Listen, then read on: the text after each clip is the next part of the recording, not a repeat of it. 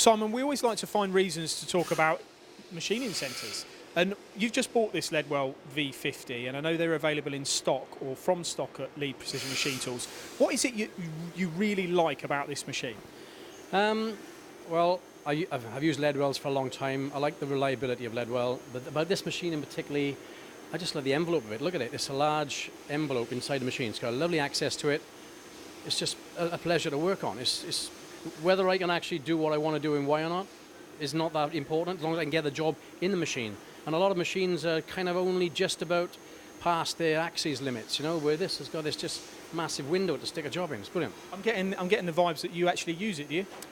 No, I'd love to be using it again, to be fair. I'd like some time on a shop floor.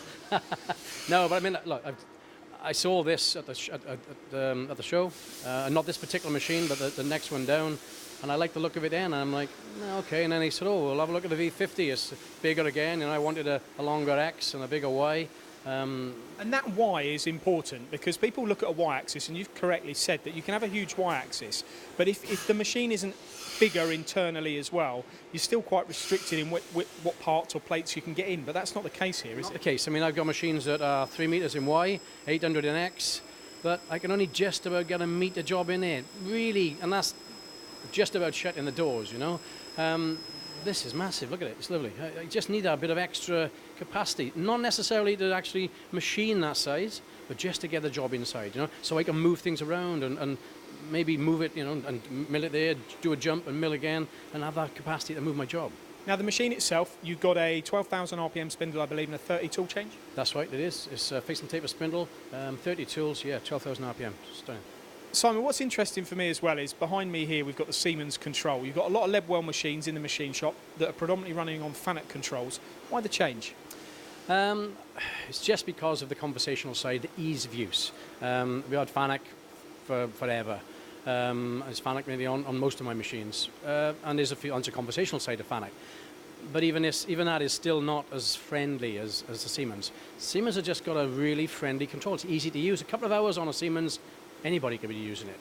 And I primarily had it for my tool room because they're always doing just one-offs. It's always difficult. It's never really set up for any production. So you want something quick to get it through the shop. You know, I don't want to be programming lots and lots of lines of information to do a one-off. Siemens just fits the bill perfectly.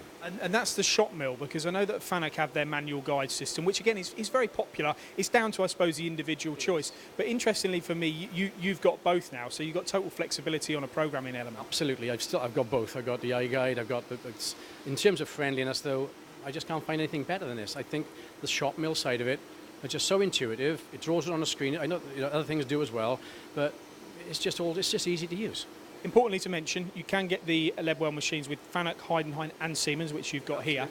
I'd like to know a little bit more. We've looked at the machine, but why Leadwell? You've got a lot of Leadwell machines here, and there's quite a bit of history there too, isn't there, Simon? There's a bit of history. I've got Leadwells. I've got 7 out on my other shop. You've just seen a Takumi, which comes from Leadwell.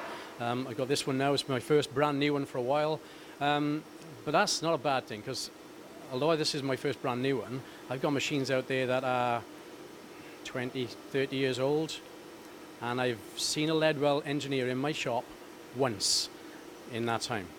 And that makes a massive difference to me. That does. Well, that just says reliability, ongoing and longevity. Actually, really. I'll say twice, because I've just had one installing this. That's the only time I've ever had a Leadwell engineer in my shop for years now, I'm telling you. And then someone might question you when you say that about, well, what are you doing with the machines? But are you still challenging them? Are you cutting difficult materials on them day in, day out? They do anything. One minute they're doing aluminium, the next minute they're doing copper. I do stainlesses, we do Inconels, Monels. I do anything and everything. They do it all, you know.